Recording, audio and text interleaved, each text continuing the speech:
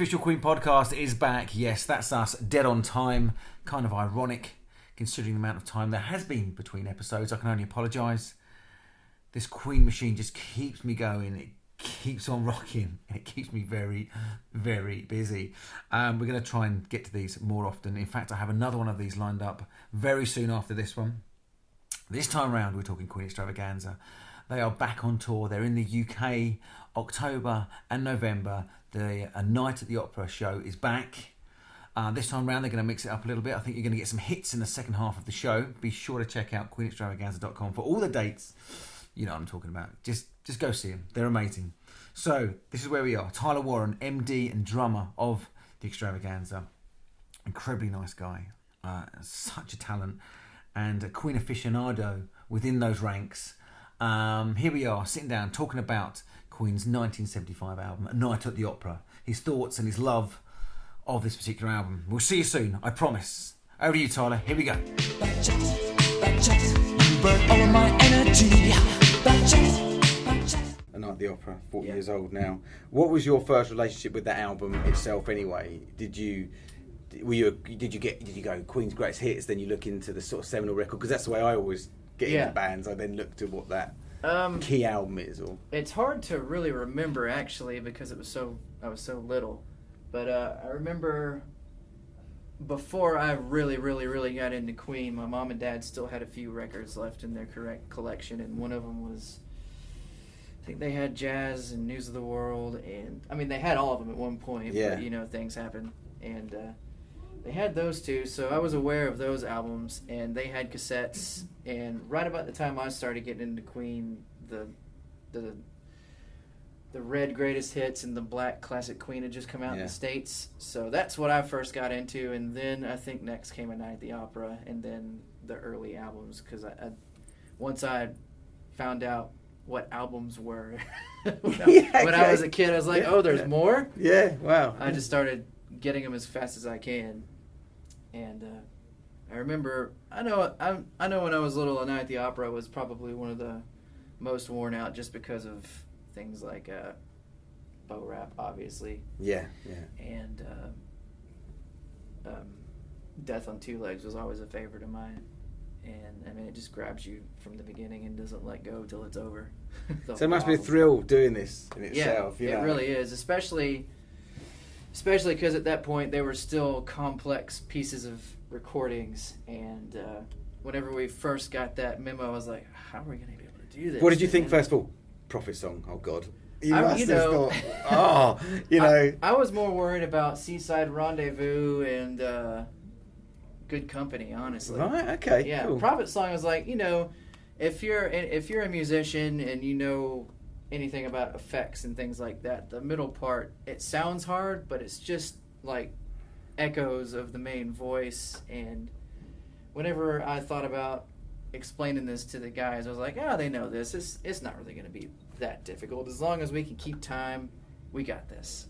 Nice. And everybody remember where they're supposed to be, because it's like an 8-minute long song. Yeah, no, exactly. I mean, I know you can take so much from reading reviews online, and everyone's got an opinion. But the Prophet song is the one that's popped up. A lot of people have said, "Oh my goodness!" It's either people who are fans of the song and really want to hear it live, or people who had never heard it and gone, "Oh my God, what was that?" Yeah, that's one. I usually don't check out reviews that much, but I mean, sometimes you can't help but see what people say on Twitter, because they'll tag you. And usually before a show and after a show, that's the one song that everyone's either excited about hearing or can't believe they heard, Yeah. Because it seems like even though it's publicized as being front to back, some of the fans or some of the casual people, I guess, don't really grasp onto, well, maybe they'll drop a song or two, but maybe it's a 5 songs, a shortened version, There you go. Like we've done shortened versions of songs that are on A Night at the Opera, but we've extended them to what they're supposed to be. Since we're doing it front to back, we figure that we're doing the album front to back, we need to do the songs the way that they were on the album, even lengthwise, no matter what it was, because we kind of did an abbreviated Best Friend for a while. Okay. And we've always done an abbreviated Love of My Life, but we've extended them to the full album version, and it's, Is there a highlight for you, particularly personally? You go, this is the one I've been looking forward to. Is this the Really, I mean, Seaside. it's a fun one for me. Yeah. Because it's so silly, and then after the craziness of Sweet Lady and all the drum solo stuff, it's nice to... I heard there's this drum solo. I didn't know about it until someone said, no, there's a drum solo in Sweet Lady. It's like, oh, right, okay. Well, we didn't think there was going to be one, but we decided to spruce it up a little bit in the middle there. And so many sold-out shows, though, so clearly there is a thirst for these deeper cuts. Yeah. Outside of the big ones, the hits, isn't it? Yeah, and I think a lot of it is also this show separates us from so many different tribute acts, because I personally, I mean, I don't follow them that often, but I personally have never seen a tribute show for Queen, anyways, that's done an album front to back or anything like that. Much less do songs with all the bits and stuff from the studio albums. So I feel like this tour, more than any of the other ones, gives us a reason to be around, if you know what I mean, because I personally think no one else can do this. So if no one else can do this and we can, that gives us a reason for being here. And it seems to be paying off. Yeah. Well, I mean, the way you mentioned the product we released, Rainbow, last year. We're doing Night of the Odeon this year. Yeah. So naturally, we're now working through that catalogue, and we start hitting the races and Use the World and all that sort of thing. So, you know, I mean, that'd be a thrill, wouldn't it? You know, look at those two. Yeah, anything's possible. Anything's possible. Even every now and then after a show, we'll talk about, well, what album are they going to want us to do next? Which one personally out of the whole catalogue it would be a challenge, or which one would you like to do? Well, Francois and I talk about this a lot, and we're kind of keen on jazz. That would be, but jazz is all over the place. Yeah, isn't it? exactly. In a different way. That's why we like it so much, and we're like, man, this would be so cool to do live. Because News of the World would be great, but it wouldn't be as difficult as a Night at the Opera or jazz. And the game would work perfect too. That's a nice show. Tight 10 songs and kind of like full of hits, isn't it? And that part too. No, absolutely. Yeah. I mean, but you're in this position where, outside of what Queen do with Adam Lambert, whereas they have to play certain songs and they play their 2.5 hours, but you actually got a bit more license to play their catalogue. I mean, imagine you're picking into News of the World and you're doing It's Late, and I've wanted to do that song since we've been a band. So maybe one day it'll happen. My Melancholy Blues, and just suddenly all these songs that they have played, but But and another favorite thing of mine about this show is getting to play songs that Queen never did live. That's one of the coolest things for me. You've got something over your bosses. You know what I mean? It's kind of exactly. Yeah. Would there be an album outside of Queen? Would there be an album that you'd love to perform? Yourself. Hemispheres. Rush. I don't think many people will come to that show, but that would be a good one to just attempt. Maybe I'll do it as a one-man band one of these days. So Roger turned up to some of the early shows. Yeah. How was he? Oh, he was, as you would imagine, he loved it. He was great, and he's just thrilled. He was there for a few days during the rehearsals. Of course, Spike was there the whole time, but Roger popped in, and he popped right out because he just said, there's nothing I can add here. You guys are doing great. Oh my God! I mean, that's testament, really, isn't it? Yeah. So if you must be doing something right if he comes in and says, "Yeah, I'll just sit here and watch."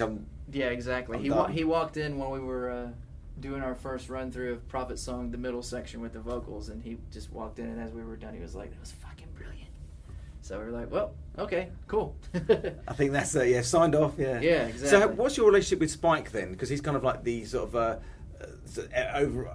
overarching MD of the whole project, isn't he? And then you're here on the day-to-day on the floor doing it, aren't you? So yeah, he most of his interjections have to do with the live part of the show, like because we work out the songs, and he's got a great ear for I don't want to say fixing things, but altering things to where they work in a live sense, as far as maybe like endings or little hits here and there. Okay. He's very great with that kind of stuff, and that's where he came in most handy with this, because most of these songs he's never played with Queen. No. So we kind of had free reign with the arrangements that we're doing and just ideas, and we'd run things by him, and if he thought it was good, we kept it. If not, we talked it out, and either he'd get an idea or we'd get an idea. It was much more. It was much more democratic this time around. Yeah. With the show, because we got our feet wet that first tour, and he kind of had an idea of what he wanted, and now that we know what's going on and how to present ourselves, and really how to make the songs work in a live situation, it was more or less we put it together, and if he had an interjection here or there, he would, but he was just basically watching it, overseeing, and making sure it was where it needs to be. Brilliant. Yeah. How was Darren fitted in with the Great. I mean, he's a total pro, so he came in prepared, and he's a delight to be around. Oh, Darren is the new keyboard player, isn't he? Yes. So everyone knows. Yes. Yeah. No, he seems like a nice guy. Oh, he's great. He's got more drive than anyone I've ever seen. If we're doing a show like right now, it wouldn't be any shock to anyone that he had either taught early that morning, had an afternoon gig that morning, or both.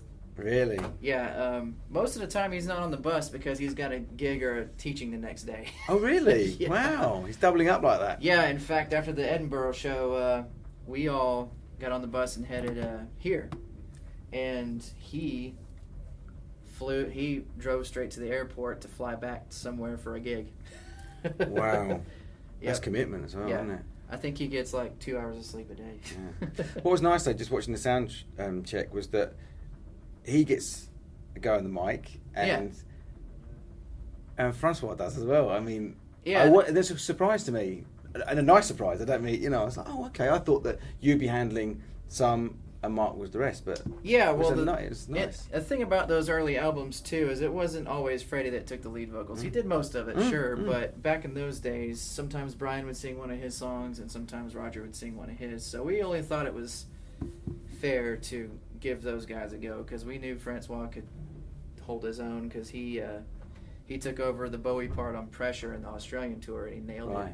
So we're like, okay, he's got to sing something. So we threw him good company, and he took it and ran with it. He does, because I just turned up and he stepped front of that stage, and I was like, oh, what's going on here then? And then Mark sort of came back and was in the background, singing backing box, but it was it was great, really nice. Yeah, and then Darren, he does great on 39. It's awesome. God, great stuff.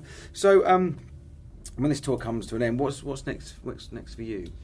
I know you've got an album out there on sale on the new album Outsider just came out, the first show of the Australian tour, and as soon as I get home, it's right back to work. I've got a show with my band doing that new album in Nashville, and then we've got 3 dates with Mark's band right out of the box right after Thanksgiving. Your band playing with Mark's band, or you are in Mark's band? Both. Oh, so you that's a long night. I play with Mark's band, and I play guitar with Mark's band or drums, depending on who's available. And then I've got my own band, and we're both doing a show together in Nashville on December 3rd. And I've been spending most of my off days trying to coordinate everything and make sure everything's where it needs to be when I get back home. And because you're a married man now, aren't you? Yeah. Exactly. I know. Tough. Yeah. No, nice. Well, so whenever it gets busy, it gets really busy. You wouldn't have it. I'm not complaining. No, I mean to have a career as a musician, and you're still quite a young guy, and you're straight in there, aren't you? And you're releasing your own records, you're doing this stuff. I mean, to be busy is brilliant, isn't it? It's the best. It's better than not being busy, let me tell you. Yeah, I know. And doing it Queen style as well must be. You must. You sometimes think, how do we get here? I know you work hard and you are extremely talented, but you must think someone's going, hang on, I'm hanging out with Roger Taylor, playing his albums. He hasn't played songs that he hasn't played. Yeah, I mean, I had one of those moments a couple days ago. I'd sent him, because we were talking about changing the position of a song in the set list, so I sent him an email asking his thoughts, and he replied back, and back and forth. And he said, "Oh, by the way, great album again." I was like, "Wow, Roger Taylor likes my album. I had one of my moments there. Oh, okay. But they're lovely to have. You've got to keep You got to keep those, haven't you? Exactly. Yeah, exactly. Every time especially every time I go to a foreign country on tour with this thing, it's just every now and then I get those moments like, is this really happening? I had it in Australia, and then when we did that first show here for the Night at the Opera tour, it's just like, man, is this really happening? Are we really doing this right now? Brilliant. So do you and Roger have a kind of drummers appreciation sort of thing? Is there a little bond you have? I think so. I mean, whenever we get together, it's it's like, I don't want to speak out of line, but it's sort of like old pals, I mean, you have that connection with drummers, so automatically you kind of get along, Nice, brilliant. Yeah. Well, thanks, mate. Listen, good luck with the show tonight. I'm thoroughly looking forward to it. I really am. Just watching the sound check was great. So cool. I'm just sorry I didn't come down earlier. It'll be a little more serious when it comes time to show for showtime. Sometimes we get a little silly during sound check and potty mouthed. Nice. On that note, exactly. Yeah. Thank you, mate. That's brilliant. Thanks. Cool. Thanks.